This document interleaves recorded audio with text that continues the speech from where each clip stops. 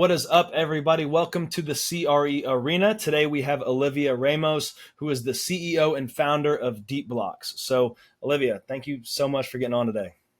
Thank you for having me. Yeah, absolutely. So I'll let you give a more formal introduction in a minute, but from what I've seen, what you are doing at Deep Blocks is very, very impressive. So it's an AI platform that seems to be completely revolutionizing the way people do development, acquisitions, really through like a GIS software. So like I said, you can probably introduce it better than me. So if you can give us a quick rundown on what is Deep Blocks and who does it serve? Thank you. Well, I'm super grateful to be here and to have this Yeah. conversation. So Deep Blocks the started with the idea of creating a simulation of development of the future city. And so we started by digitizing all the zoning data and bringing it into each parcel. And then created, like you said, a GIS-like platform where you can scan the entire city and ask questions like, where can I build between 100 and 200 units? And there's currently less than 20,000 square feet of building. And then it creates a 3D model simulation that's combined with a financial model so you can very quickly understand if it's Wow. feasible. Yeah. Wow. And so so really, I mean, the research that someone would have to do beforehand is, I mean, that probably takes days and a team to do. And then how quickly do you think that do most of your members or people that use your platform, how quickly are they able to, make those decisions within a city like Miami? Yeah, so we're in 125 cities and we now have a few case studies. And there's one where a gentleman spent 3 months documenting everything that was available for development in a city. And that's something that we could do in 2 minutes. Wow. Because think about it, like for you to understand what's possible, you have to go site by site. You have to understand the ordinance. Even if it takes you 15 minutes a site, when you're talking about 100,000 sites, Yeah. it's a lot of 15 minutes. So now Yeah. we Yeah. have all of that baked in, and you could just ask a question and instantly get a short list of properties that meet that requirement. I've got more questions on that, and because I started in the research realm. So I started as a research analyst and I was flying GIS maps all day. I know, yours is top shelf, but when you go to the property appraisers, the government websites, they're not created equally. So each, municipality and everywhere, like some places have incredible GIS maps, when you're trying to fly and figure out zoning or what's possible like in these areas. But some of them it's like, oh, you're downloading like PDFs that were like sketched in the 70s or something, so it's like some of them can be a little rough. So 125 cities, you said, is that right? Yes, actually 126. We're Wow. now able to bring in a new city every 4 days. And if we do it in Wow. bulk, is on a daily basis, we can bring in a city. Okay, so I know you have a background. You went to school for real estate development, but even before that, so what was it like? Did you always grow up there in Miami? Did you have family in real estate? What got you interested? Was it real estate first, or was it software? Kind of how did you come up in the world of business, and then how did you really get to where you are today? Yes, so I'll try to make it super short. My mother's an architect, so I grew up in an architecture firm. Gotcha. And I studied architecture in high school, in undergrad, and graduate school. Mhm. So it was about 11 years of academia and architecture. And then I went into the real world and realized architects don't actually make the decisions in terms of where to build, what to build. And so I was very disappointed and decided to go into real estate so that I can get that final piece. And Mhm. so once I went into real estate, I realized all the different other components like banks and brokers and contractors, and I was so frustrated that I left the industry altogether. But I Mhm. ended up at the Department of Defense in the DARPA Innovation House where I designed big data navigation software.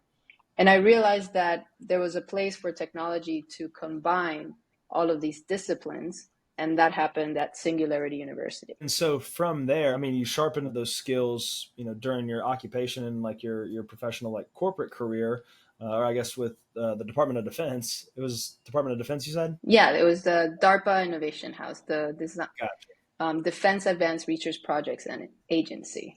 gotcha, Sorry, gotcha. it's a long one. Acronyms. Acronyms will get you. And then how that transitioned to the world of, commercial real estate development. How did that idea come about? Did you see that, commercial real estate was just like an underserved market for, platforms like this, or where did you see the big opportunity? I saw it in the lack of visibility that we have still in markets, and the fragmentation of the data. And if we wanted to create like an AI developer or an AI development researcher, we needed to understand how it was done today. And at the time, you literally, like you said, had many PDFs opened, different like websites open, Yeah. and in that way, you can't get a full picture of a city, and let alone multiple cities, to have a scalable investment thesis, which is the goal. When Deep Block started, was it AI from the jump? Like, was it artificial intelligence from the get go, or was it not? Because, and the reason I ask this is because, now every software company you see come out, it's always like, especially in the last 12, 18 months, it's all about AI. It's all about AI. And some like softwares you see, which is like, hey, this is a really cool software, but like everybody's just hounding the AI because, I mean, it's got the cool factor. But I mean, obviously you've been doing this for like 7, 8 years, right? D Blocks has been running. So, was it artificial intelligence from the jump when you started building and coding everything, or did that come in, you incorporate that at a later point in time? So at Singularity University, first of all, excellent question. At Singularity University, we had to pair a global grand challenge, which for us was housing, and an exponential technology, which was artificial intelligence. So it was artificial intelligence from the beginning. However, with a lot of great guidance from, for example, Neil Jacobstein, one of the fathers of AI in Silicon Valley, he suggested that we build a product that doesn't require or doesn't depend on AI to be successful, which means to be of service. Mm-hmm. So, and then we realized that all the data that we needed to predict development had not yet been digitized. So even if we wanted to use AI, the data wasn't there. So we spent 5 years digitizing as many cities as possible and automating that process to get to a point where we can begin to use AI. And that's been relatively recent from, if you think back 7 years ago when we started. Gotcha. Okay. And without giving us too much of the secret sauce, when you mean digitizing a city, I mean, from my understanding and the research, the couple of years I spent in research and analysis in a commercial real estate firm, what, the way that we look at data is, like I said, not all municipalities are treated equally or created equally when it comes to their data and what they provide. So, I've been here in Polk County in Central Florida. We have the ability, like our property appraiser is pretty good, where we can download a pretty good amount of data files for, property data in our county. But obviously, I know this, when planning and zoning, whether it's city, county, and I'm sure there's, topos and soils and other things, the data files throughout states that you're compiling. So, like I said, without giving us too much of the secret sauce, when you say digitizing a city, does it mean combining all those things and, into your own platform, or what does that look like? Yes, so I mean specifically the zoning ordinance. So that data has been the most arduous and difficult data. And that's why it's not readily available. There's a small handful of companies digitizing this data. And just to give you an idea, one of the strategies we had early on is to figure out which were the data points that were most relevant early on in the preliminary analysis.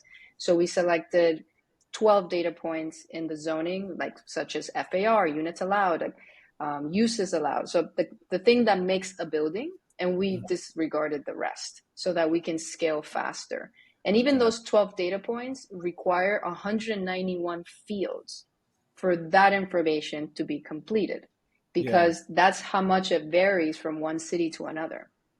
So right. the task, and it's no secret sauce, is like if you want to go ahead and do the work, go ahead. But we spent five I'm years good. figuring this out, and Yeah, then figuring out where were the pain points that could be automated, and where are the opportunities for natural language processing, or now more popular large language models, to help us with the rest of it. So now that we have 200 cities digitized, we have 126 live, but 200 have been digitized.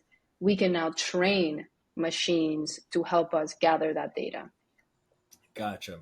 So now, I'm sure that time, how is the time cut down? Like, the first city that you digitized, like how long did that take versus how long is it taking today for your team? So the first 30 cities took us 3 years. Wow. That's like how much of a learning curve we had, at least.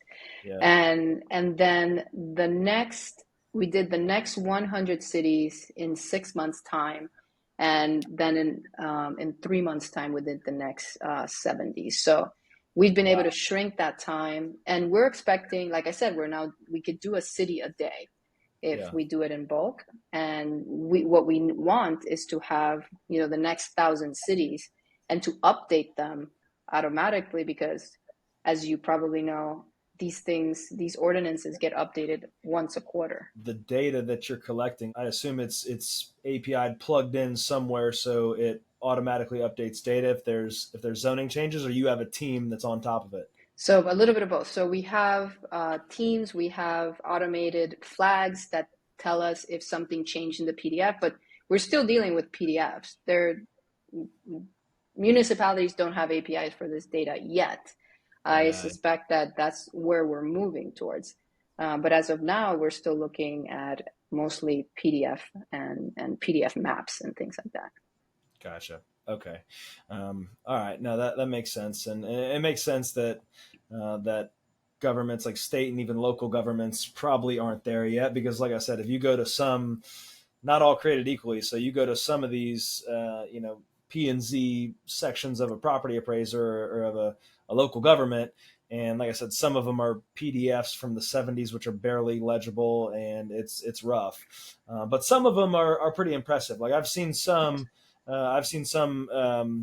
zoning and future land use, and even like development maps and things like that. So um, with your software, and so the decision making as far as like speeding up that process and seeing the lay of the land and what's possible. You all are obviously growing all across the country, but as far as it goes for depth of the service, like what do you see Deep Blocks going into more of, as because obviously a real estate developer has a lot to do in a development cycle. So other than seeing the lay of the land, what's possible with the land, how have you figured out, or what are the thoughts to kind of serve the next step for developers? Or is it more like, hey, we want to solve this first and spread it like wildfire? Our goal is to have a very strong predictive model that understands how a city will change next. What is to predict a city's next zoning change, to understand where to invest earlier and see the change or the growth of density before it happens. So that's a lot of work right there. And Yeah. we want to also make that available to everyone in the industry, not just developers. So we have smaller products, like we're just coming out with a zoning report, so you can get like any single property in these 126 cities for a much lower price.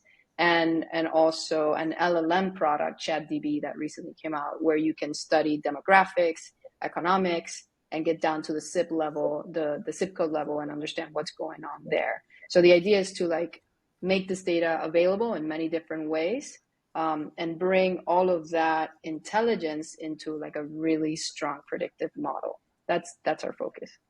I see, and that's such valuable data. I think when people, when they, I think sometimes people underestimate the data, and like for me, coming from a research world, like I was drinking through a fire hose, for a couple years in researching commercial real estate, and that, and people ask me like, hey, what was the key to my success, or and what I say was like making very little money, working hourly for almost 2 years in research, because my main role was to do BPOs for the people in the firm, and I probably did 400 BPOs, 400 BPOs within 2 years.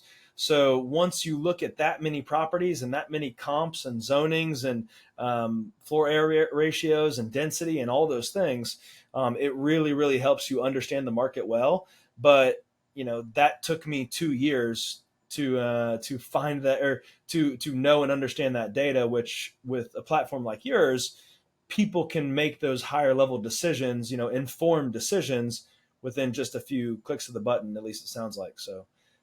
Well, I'll say this, the intuition that you got from that process is irreplaceable. Yeah, So yeah, nobody can take that from you. But what you can have is a faster process. So our right, tool, if you also have the intuition, which does take time, then you can really pinpoint, low risk, high return opportunities much faster than anyone else. And just hmm, to, you talked about kind of the vision, we're expecting real estate to move into the blockchain at some point in the future, where we'll be able to trade fractional pieces of properties, raise money through the blockchain. At that point, everything's going to be so much faster, and being able to have this information at hand and as quickly as we do for, the stock market, I think it's going to be an interesting role for us. yeah. No, absolutely. And what have you seen along those lines? Because I remember seeing people talk about that and hearing some things a couple years ago as far as like the tokenization of properties. But I don't know if you're closer tuned into that than I would be. But what have you seen with the whole conversation with? Because I mean, I think the blockchain and the crypto, that obviously like took a little bit of a hit with the whole FTX deal, and I think some people like got scared of it because of that, and they let one person's mistake kind of cover an industry, which is crazy and revolutionary and is the future. So as far as like the tokenization of real estate and commercial real estate, what have you seen in that conversation over the past 12 to 18 months? Is that heating up, do you think? Do you see people already having success there with capital and fractional shares, or how's that going from your knowledge? That's beyond my knowledge, but Yeah. what I have seen and what I know, is that it is moving forward. There's a great company called Proppy, and they just had a really interesting release where people are minting their properties, and they've already had transactions of titles over the blockchain.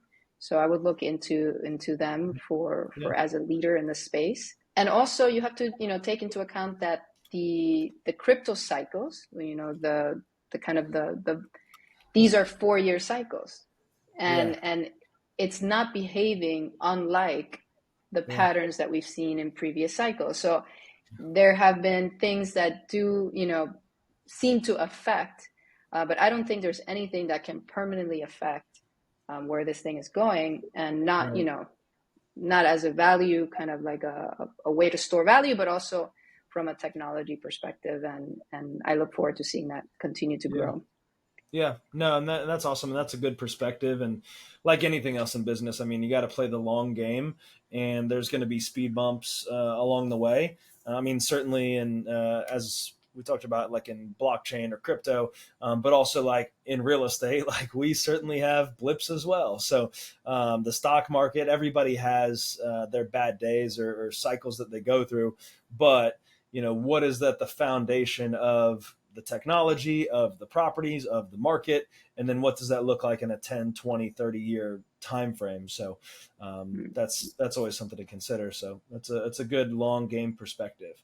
So one of the things I wanted to ask was, whenever you got into developing deep blocks, you hear about technical founders, non-technical founders, people that have more of a sales background or whatever it is. So you getting into it, it sounds like you were more on the technical side, but how was it putting the team together, or did you form the team with other people that were more technical than you, or more on the business savvy side, or how did that go as far as like getting deep block started? Yeah, no, actually, I have no technical background. When I was at the DARPA program, I designed everything in Maya. So I did simulations of what the software would be like. I didn't actually code it. I And see. even then we did great. But it gave me confidence that I can design software without knowing how to code. Just like I can design architecture without having like laid a brick down, right? So it also helps if you learn how to code and lay some bricks before, Yeah. it's all good information. And I can code now, but no, I had no technical background. I had a very strong position on the market and its inefficiencies and its lack of communication between the disciplines, in many cases at least. And I joined forces with a co-founder at the time, which we were together for a year and a half, the first year and a half of Deep Blocks, and he had an amazing background in artificial intelligence and in software and in hardware and software. So I leaned on him a lot. Uri Wolfowitz is his name. We started this together at Singularity, and we started the actual company. This before that, it was Bernard Leong and I, who neither of us had technical backgrounds in terms of implementation, but we like brought the idea together where Singularity let us move to the next level. So this has been like a team effort from the beginning. Mm-hmm. And what I did, I think, and if I had to suggest anything to non-technical founders, is in every step of the way, ask every question possible and learn as much as possible about the technical side, because otherwise at some point you become disconnected with what's possible to be built. And so I feel really confident now leading a technical team, but as a non-technical founder. Yeah, being well-rounded is there's something to be said about that. But then also being able to delegate and delegate control effectively. I think that's smart for people that are smarter than you in whatever given department. That's what makes an organization successful. So that's great. And so for getting into the market, what was your so when you had when Deep Blocks was starting to get off the ground and starting to actually have people start to pay and use the platform, what was the entry point into the market? So was it hey, contacting real estate developers, or was it contacting these local governments that maybe not as technical, like they don't know what's kind of going on, that they can use your platform to easily see what's going on in their own city? What was kind of like your entry point into the market, and how's that evolved over time? Yeah, I think we're still entering the market. I mean, Right. it's difficult, and it takes a while for an industry to adopt a new way of working. And our first product was what we now call developer, which has no data. We thought that a 3D model combined with a financial model, which didn't exist at the time, would be groundbreaking, but it was not adopted at all. When we started to put in the zoning data to limit the parameters of the 3D model, it became really interesting. And so we Mhm. realized that this was like the data was the most interesting part. And so that's how we created that GIS like interface. And we started now focusing the next 5 years in digitizing that data and seeing how that data can inform the way we continue to build a product. So we went from like, is this a broker agent product or a small developer product? Both of those were wrong assumptions. The pro product is really a regional and national developer or P fund product for large scale research, for being able to scale an operation across many markets without having boots on the ground. And so we realized that by talking to a lot of potential customers and finding that pro had that was the use, and then like I said, bringing other products on board for that other kind of broader and lower ticket item market that just wants one data point or one property. Mm-hmm. And that's Okay. where we are today. Yeah. Yeah. No, that's great. That's really cool. And so for when getting into software development, what do you think are some of the things that someone needs to know, or like what do you think is maybe underestimated about getting into software development, and maybe even specifically in the commercial real estate industry? I mean, all industries operate differently and software within them, but from an outsider looking in, I think commercial real estate, and especially like in your niche, has been underserved. So, when getting into software, what does somebody, what do they need to know, or what's something you wish you would have known, what when getting into it?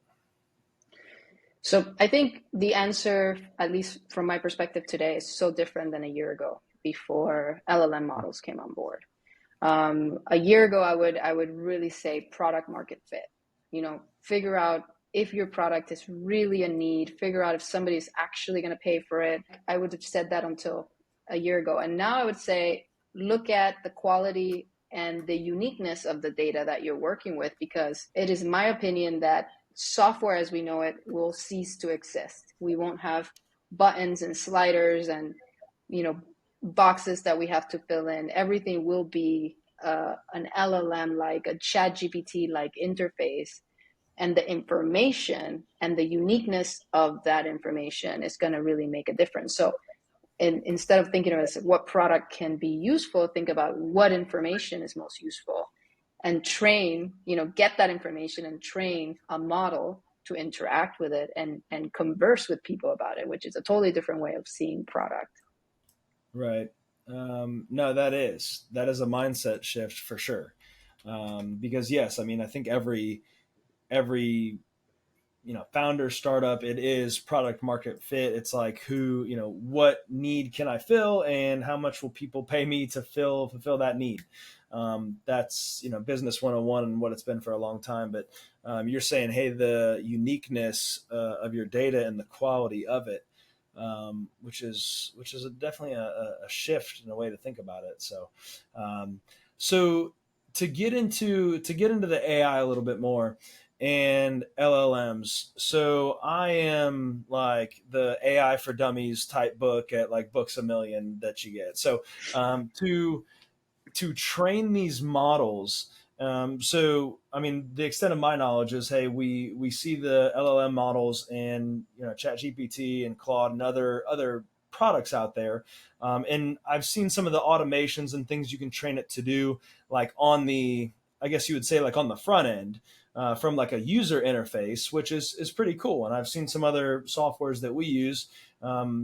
Incorporate AI, and there's been pretty cool stuff, which 95% of them has been like, I mean, I feel like maybe just the ones I'm using a lot is transcribing text, which I don't know if you use Loom or not, but I was humbled whenever I recorded a Loom video, and this was when like they just started transcribing things, and I recorded a Loom video and sent it to the team, and it was like 10 minutes long or something like that. And then right when I got done with the video, it was like a new feature.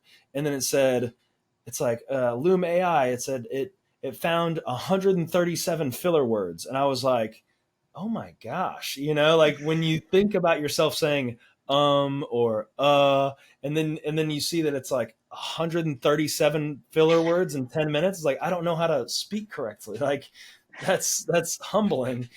So anyway, but for LLMs and people utilizing AI from a software development standpoint, what does that look like for dummies? What does that look like for for training or building an LLM model within your organization? Like, is it the back end of like OpenAI? Like they have a service outside of ChatGPT where you can go and build your own models, or like I said, for dummies, how does that work? Yes, so there's two types of models that we look into, and two totally different purposes. One is helping us get more data and structure the data. And we're using natural language processing, which is kind of like the predecessor of LLMs. LLMs are kind of more refined natural language processing models. And we feel, I might be a little conservative, but I still feel like those could have a more accurate outcome if we wanted to understand really what the zoning parameter was for this district. And That's the then natural language natural processing. language processing, which has a lot of different iterations as well. Some are like very great at tables, some are very great at different. And then from there, kind of one of the children becomes LLM. Okay, And so so, and just real quick, sorry to interrupt. Like I said, no, this is no. for dummies. You gotta slow it down for me. So the difference, if you were to say the big difference between, is it NLM and LLM? How would you kind of differ the two? I know you said NLM is like the grandfather, the OG. The OG, yes. LLMs have been trained with tons of data, right? Let's say we put the internet to train the LLM, which is not, an inaccurate thing to say. So they've been trained in a very broad and general set of data points, right? So they're able to have conversations about a very wide range of things. NLPs, at least in the way we use it, we're training it to be very precise and very specific. For example, find all the different FAR values in this zoning document, right? And this NLP is going to be an expert in zoning values. You can train the model to be an expert in practically anything. It doesn't mean it's going to work, but that's the idea. So the way I Yeah. see it is that NLPs can be very specialized. And again, an LLM came from, it's a version of it. So you can have NLPs that are specific for table and understanding tables. But the LLM is really interesting. And I am more and more humbled, like you said, and surprised by its capabilities, because you can, for example, give it instructions. And now it's not just the LLM now, but all of the infrastructure that has been built around it. For example, LangChain. LangChain is when you can have a series of tasks, and each task can go to a different LLM that maybe has been refined towards a very specific type of conversation. So now you have these infrastructures where another really interesting, so LangChain is super interesting and powerful. The other one is Crew, which allows you to have multiple AI agents, each tapping into a different model even for the same task. So now you can have, and we're building something like this for the ChatDB version 2, which is one agent goes into the internet and finds very specific searches, brings it back. The next agent is now the task is to organize it and make it into an argument. And the third one is to deliver that argument, or something like that. So now you're able to have specialized agents within the same task. And those agents are using LLM models, but what I think is interesting is the infrastructure and potential for new products and new types of products that come out of it. So in terms of how to train a model, they're very easy to use the OpenAI models. The downfall, I think, is that if you have a very specific and niche data set, you probably don't want to give it to OpenAI, because everything you train the models with, you refine the models with, they technically can use. So in our case, we download open source models and we work with those. So then they become our models, and we can feel a little bit safer about. One example is the Llama model from Meta. That's a model that is open source, that you can download it, have it in your own data, in your own servers, and refine it. So, but I think the more interesting part is not only the model, which is very, very powerful, very relatively easy to train if you know what. For example, you can give it instructions on how to access an API, so then it could grab data whenever it needs, and so these things are very powerful. But the infrastructure around it to get to very specific tasks is also growing and really exciting. Yeah, that is cool. And to see what it's done in the last 12 months and to think what it'll do in the next 12 months. Um, and I want to ask you this just because this has been a common thread or theme. Are you at any way scared of AI, or cautious, or of what it can turn into? There's some theories out there, not Um, just like a Will Smith movie, but what was that movie that I iRobot? Yeah, not just iRobot, but yeah. What are your thoughts as far as um, AI and any concerns of it? I think that to be scared of AI, it's really, you're really scared of human beings, right? Because an AI is trained. If you have faith that those training AIs have good meaning, or mean well, then you wouldn't be afraid. And AI is just a powerful tool. You could use it for good and bad. Would Yeah, I slow down the progress of AI because of the fear of the way humans are going to use it? No, because I think we can also get a lot done and make a lot of progress. And yeah, and I think it will balance out in the end. yeah. No, that makes perfect sense. Yeah, you hear a lot of things about it, and I mean, some people treat it like it's the end of human civilization, and then some other people, it's like, hey, this is kind of like the introduction of the internet. It's the technical revolution 2.0 or 3.0, whatever you want to call it. But yeah, so no, it's a good perspective and way to look at it. So okay, and then for deep blocks, as we close it out here, what is in the next 10 years, what do you hope Deep Blocks to be? We don't see it as its own kind of silo. It's we see it as like what else is going to happen outside of deep blocks? How is blockchain going to develop? How is IoT going to develop? And if we are as optimistic as we are in deep blocks about all these other technologies, the combination is where it becomes really interesting. So what if we can have a dashboard where we're seeing in real time how buildings are performing? What is the operating expenses? What are the resources coming in and out? And so what is the sentiment of the people living there? And if we can have that kind of transparency, we can then invest with more certainty. And so Yeah. we look for this opportunity for faster transaction, more transparency, so that more people can bring in their capital into this market and make healthier markets and healthier cities. Yeah. No, that's beautiful because that's what everybody wants, right? Everybody wants to love the place that they live.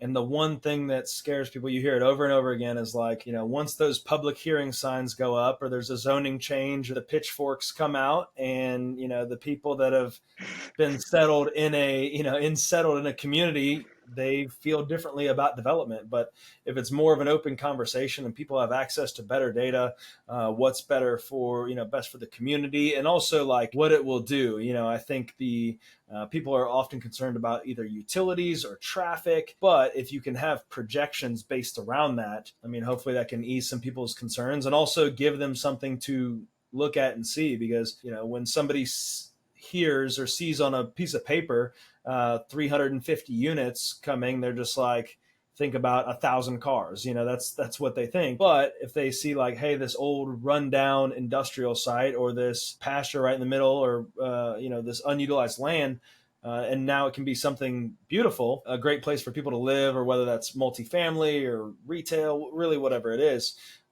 That's one thing that I think your company has a great opportunity to do, is make that development more accessible to everybody and have communities make better informed decisions, but also like more involved decisions. More people can have access to it and see it, of what's going on, not just like, oh, there's a building, I guess, going up next door, or getting up in arms about it, or whatnot. So, okay, well, very cool. Well, we're about out of time now, but to before we go, where can people find you? Whether it's on socials, where can people find you, follow your journey, connect with you? LinkedIn. I'm mostly on LinkedIn and yeah, and deepblocks.com. Deepblocks.com. You heard it here. So, well, thank you everybody for tuning in. Olivia, thank you so much. And we are all so excited to see what Deep Blocks does. So, really appreciate you coming on, and hopefully you have a great rest of your day. Likewise. Thank you very much for having me. See ya.